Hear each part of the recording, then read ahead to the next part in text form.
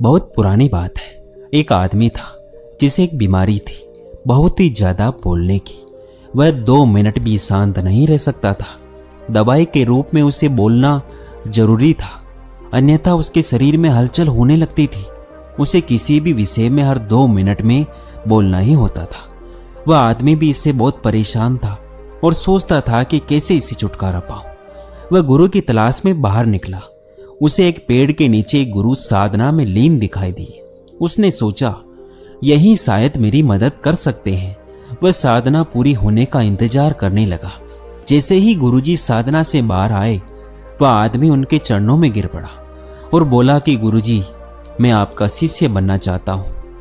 गुरुजी ने भी उसको अपना शिष्य बना लिया। बाद में गुरुजी को पता चला कि उस आदमी को बहुत ही ज्यादा बोलने की आदत है। वह आदमी 2 मिनट भी चुप नहीं बैठ सकता। वह आदमी हर रोज गुरुजी से एक ही बात पूछता कि गुरुजी, इस दुनिया का सबसे बड़ा ज्ञान क्या है?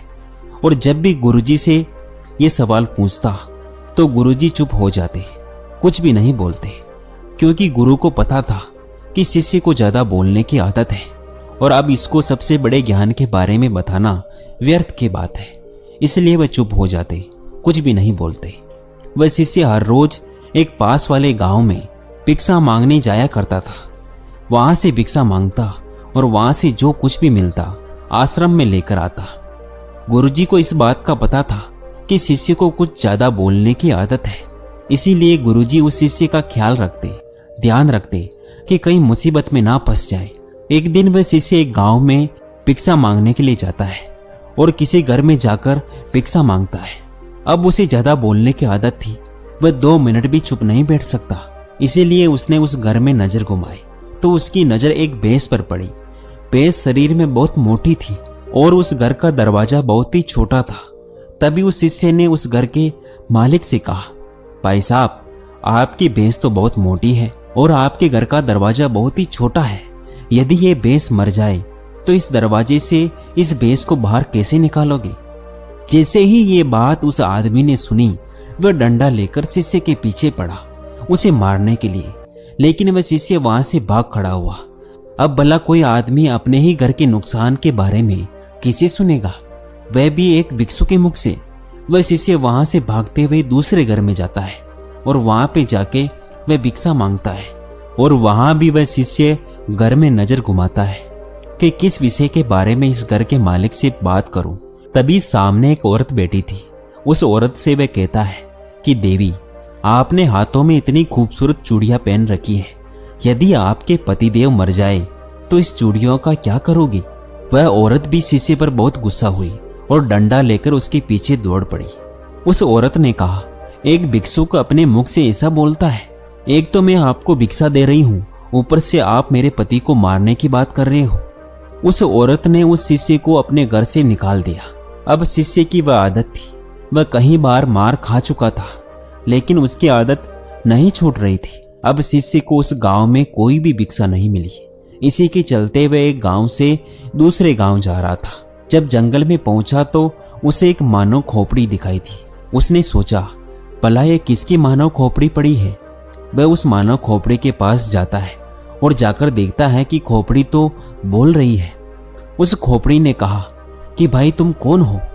तभी वह शिष्य थोड़ा सा डरा और बाद में बोला कि मैं तो एक भिक्षुक हूँ, भिक्षा मांगता हूँ, लेकिन तुम कौन हो और यहाँ क्या कर रहे हो? तभी उस खोपड़ी ने कहा कि मैं एक शिकारी हूँ और ज्यादा बोलने के कारण मैं यहाँ पहुँच गया। तभी शिष्य ने सोचा, भला खोपड़ी कैसे बोल सकती है? ये तो सिर्फ एक हड्डियों का ढांचा है, ये कैसे बोल सकता है? और ये बात यदि मैं राजा को बताऊंगा तो राजा जरूर मुझे इनाम देंगे।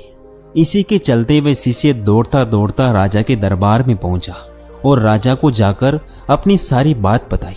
राजा को पहले तो लगा कि इसने मदिरा पी रखी है और इनाम के चक्कर में इतनी बकबक कर रहा है। बाद में जब शिष्य अपनी बात पर अड़ा रहा तो राजा ने कहा, ठीक है, यदि तेरी बात सच निकली तो तुझे इनाम दिया जाएगा, अन्यथा तुझे फांसी लगवा देंगे। शिष्य ने कहा, महाराज, मैं भला झूठ क्यों बोलूंगा? आप मेरे साथ चलकर जंगल में देखिए, आपको खुद विश्वास हो जाएगा।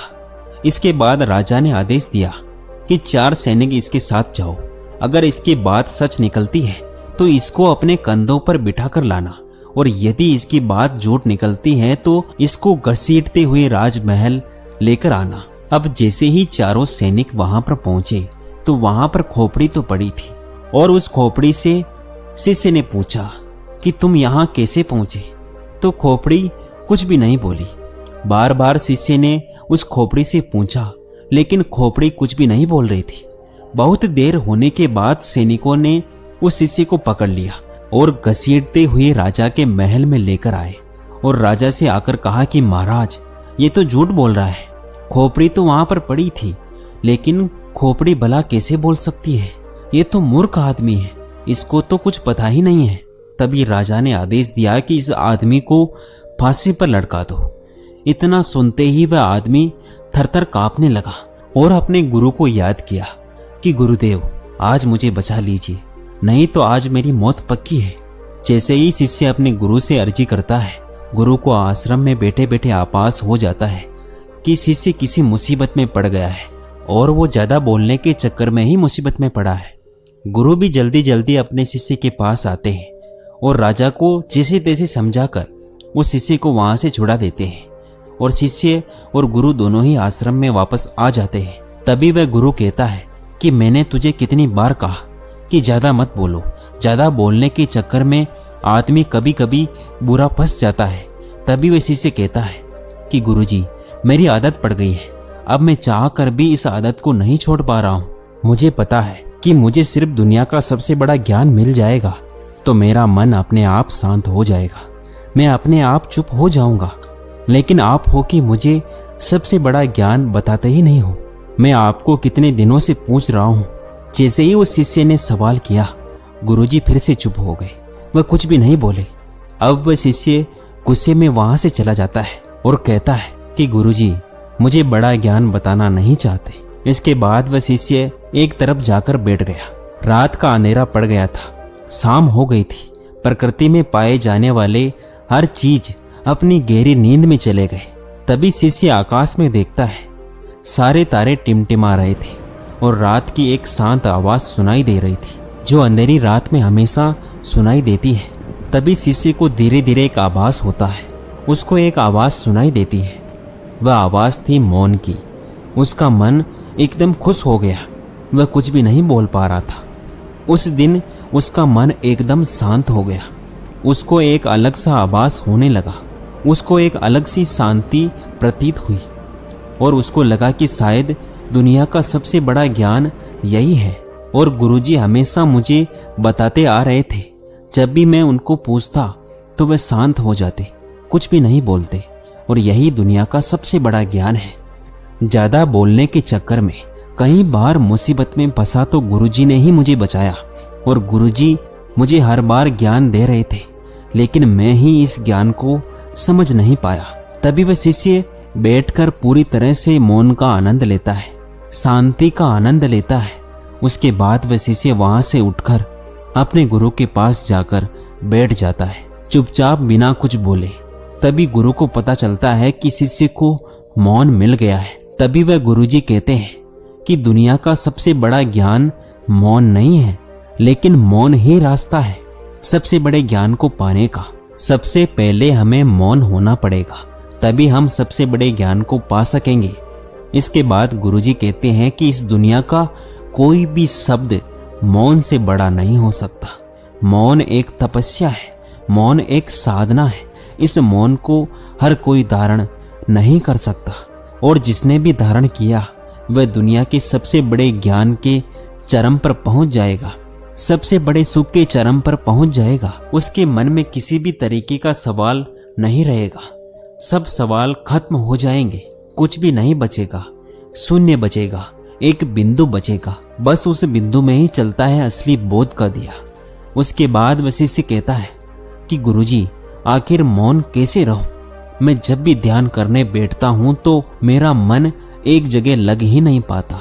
मेरे मन में हजारों विचार आते हैं। मैं जितना मौन होने की कोशिश करता हूं उतना ही मेरे मन में ज्यादा विचार आते हैं। ऐसे में मैं क्या करूं? उसके बाद गुरु ने कहा, मेरी बात को ध्यान से समझो। जब ध्यान करने बैठो तो मन को किसी तरह शांत करना है, इसे एक छोटी सी कहानी के माध्यम से समझते हैं। एक किसान था। वह एक गुरु के पास जाता है और कहता है कि गुरुजी, मेरे जीवन में बहुत कामकाज है, मैं काम करके थक जाता हूँ, मुझे कुछ समाधान दीजिए। उसके बाद वह गुरुजी उस किसान को एक जिन देता है और कहता है कि इस जिन को अपने घर ले जाओ, इसे जो भी बोलोगे वह सब काम ये जिन कर देगा।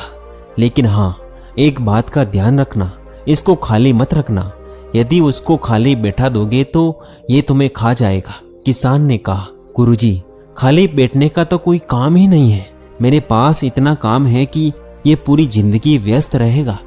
इसके बाद वह किसान उस जिन को लेकर अपने घर चला जाता है। लेकिन वह जिन था, हर काम को बड़ी जल्दी कर देता। उसने तुरंत किसान का काम कर दिया। जब खाली हुआ तो किसान ने आड़ोसी पड़ोसी के काम करवाए, फिर भी लेकिन वह जल्दी काम को खत्म कर देता और काम खत्म करके वापस किसान को बोलता कि मुझे जल्दी काम दो, नहीं तो मैं तुम्हें खा जाऊंगा। अब किसान इस चीज से परेशान होने लगा। वह वापस उस जिन को गुरुजी के पास लेकर आया और कहा कि गुरुजी, अब इसका समाधान दीजिए, ये तो बड़ा जल्दी काम को कर देता है और मुझे खाने के लिए भी कहता है।